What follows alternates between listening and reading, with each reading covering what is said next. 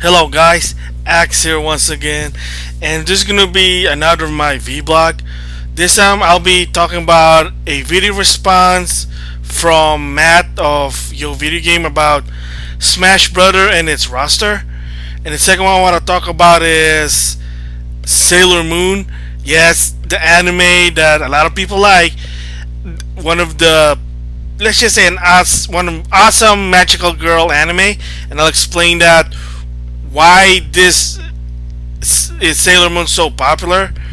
And then the third one I want to talk about is Club Nintendo, and this is mostly for the Nintendo fans. And if you didn't know, I'll explain what happened. And there was a little bit of controversy, but not really so much. So with that, let's get started. The first thing I want to talk about is this is going to be a video response to Matt from Your Video Game. And if you guys don't know who they are, they're basically, their YouTube channel is they do let's play on any like video game, anything video game. They do entertainment things with it, like trying to play like hard mode, trying to see if they can do it, like how many attempts they're gonna do. And they also talk about other thing about video game. And one of the video that Matt did was it's about Super Smash Bros. For the Wii U, about the roster. Okay, first of all, I just want to get this out of the way. What do I think about the latest new characters for Super Smash Bros.? And if you guys didn't know, that on Monday that they revealed two new characters and one returning one. The returning one, of course, is Captain Falcon. No surprise there. Come on, Captain Falcon. He's been there since the original Super Smash Bros. So why not? I mean, the guy's actually fun to play. He's actually a good character to play, especially his infamous Falcon Punch, or the way he says it, was really awesome.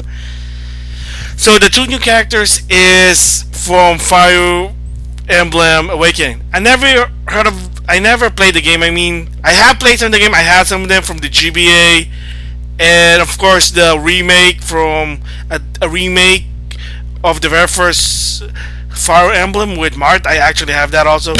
Played it for a while, but never really went back to it. But that's not the point. So the characters representing Fire Emblem Awakening, and yeah, it is a good game. I'm just waiting for a prize drop for me, but that's just me. Different story. So the way they showed it was first Lucina, and a little bit spoiler if you guys never played Fire Emblem or you're thinking about playing Fire Emblem Awakening. Lucina is the main character's daughter, and in the beginning she basically disguised herself as Smart. And for this one, I said, okay, great, another girl character, a lady character, so that's good. We don't need Sausage Fest in the fighting game.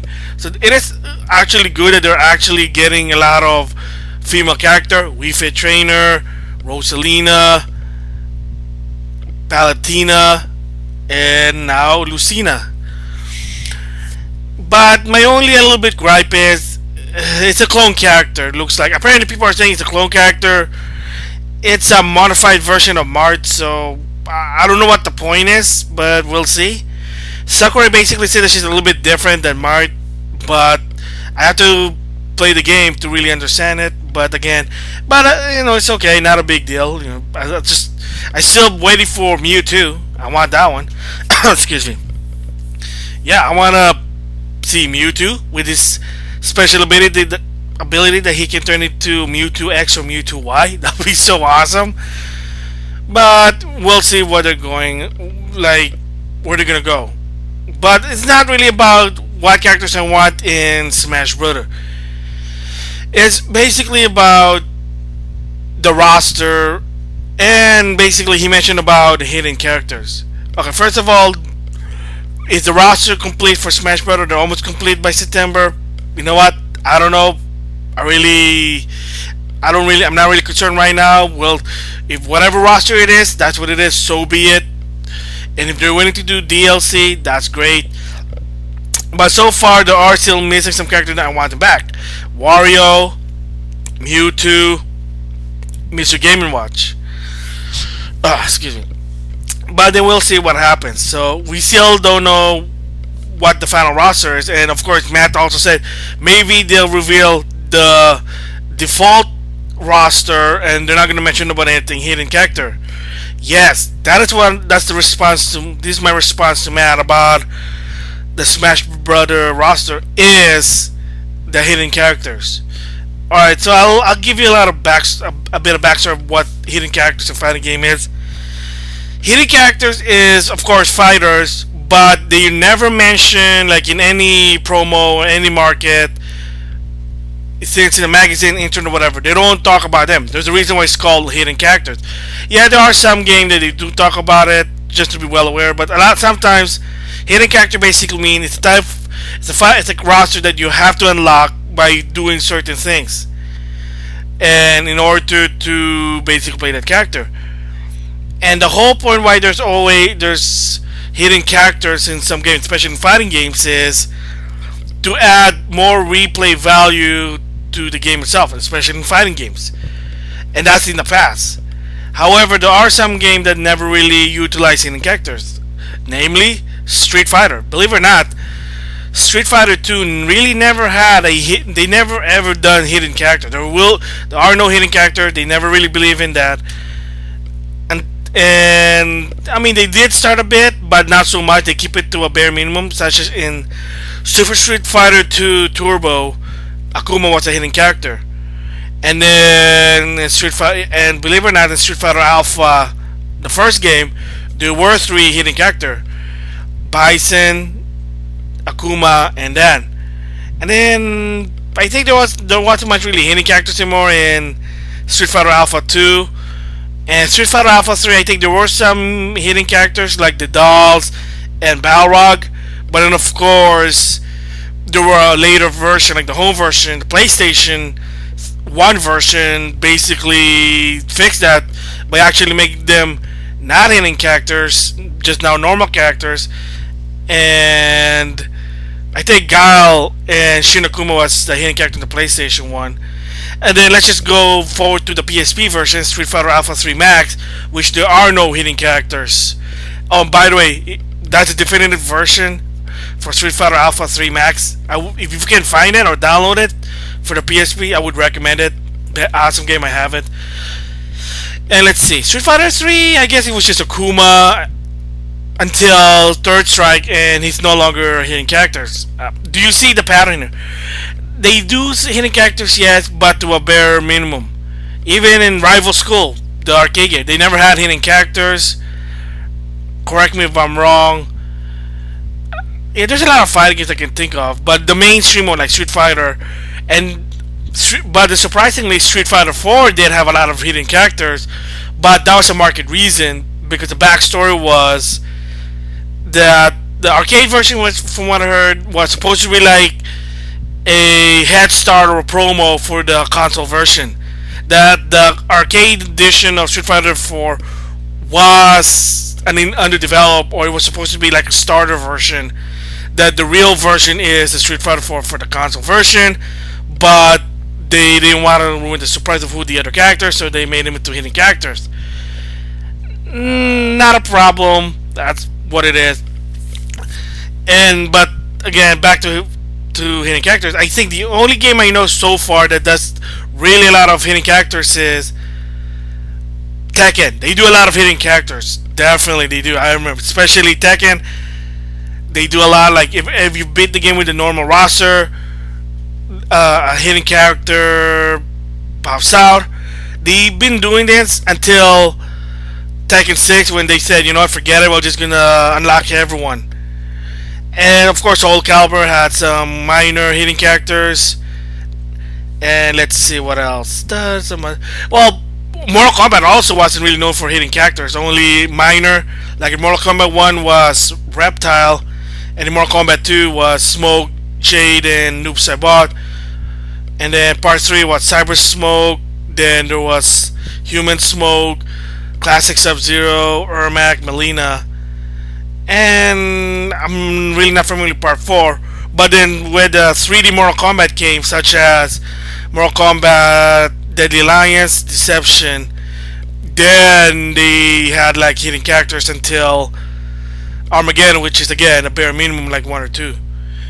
I mean, another one also, yes, Marvel vs. Capcom series. Well, X-Men vs. Street Fighter had only Akuma, Marvel Superhero versus Street Fighter basically had hidden characters, but they were like modified version of existing character. Same goes with Marvel vs. Capcom, and then of course a lot of hidden characters in Marvel vs. Capcom 2.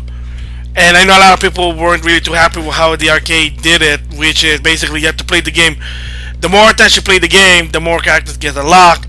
And I know I had a friend of mine was saying that when Marvel vs. Capcom 2 came for the Dreamcast, a lot of people did was they were trying to hack the game so they can unlock the characters as soon as possible without doing the stipulation, because again some people don't really like hitting characters, and I will explain that later. So yes, and of course Marvel vs. Capcom 3, the vanilla version did have 4 hidden characters. So yeah, hidden characters exist, but to some extent to a minimum, unless if you're Tekken in the second half of Mortal Kombat, when you do have to unlock a lot of characters. And by the way, Dynasty Warrior series or Samurai Warrior, they don't count. They're not fighting game. They're a hack and slash game. I don't know why people think that's a fighting game. It's not a fighting game. So with that, what do I think about hidden characters? Well, you sometimes when I do comment, I always say, man, you know what I miss in the old days? Hidden characters, adding replay value to the game. And that's the reason why I like hidden characters. Like I said, it adds value to the game, gives more people to play the game. And I really hope that Super Smash Brother for the Wii U and 3DS will have unlockable characters, because I always love that. Because again, for me, it gives me a reason. And I know later game they didn't do it, like Street Fighter, the arcade, Super Street Fighter 4, Injustice. Even Injustice didn't have any more hidden characters. But then he said, well, that's how come they get rid of it? Well, they didn't really get rid of it, but what they did was the new way now is quote unquote DLC type.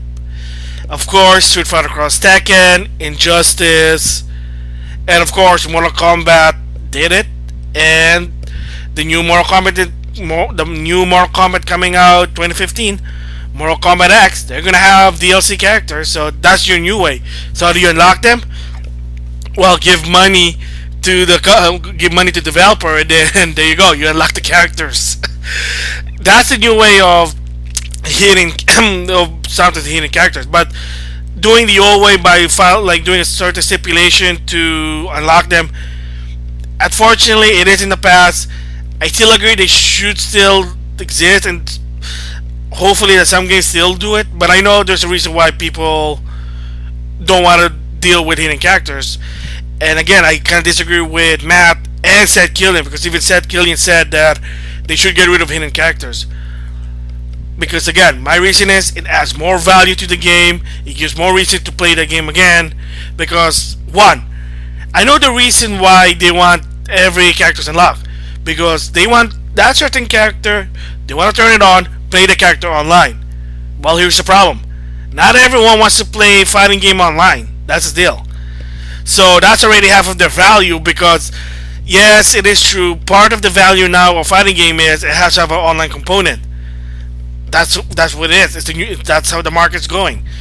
So of course, yeah, it does make sense. And sometimes you're right. The problem sometimes unlocking characters is it takes too much time. Especially I remember when in Street Fighter 4 how to unlock Gouken. It takes a long time. There's a lot of stipulation you have to do. You have to unlock the other characters. You have to unlock Akuma, and then you have to follow this and this and that. I say the rule of thumb of unlocking character is like what they did with Tekken. I like what Tekken did. Play a character, you unlock one character. Finish another game in arcade mode with another character, another hidden character comes out. That makes more sense, and I like that. That they shouldn't done that. But of course, again, the days of the unlocking characters are probably diminishing. It's still not dead, but it's not to a bare minimum, because again, like I said, they just want the character, play it online. And yes, because I don't play fighting games online that much, that's why I feel this way.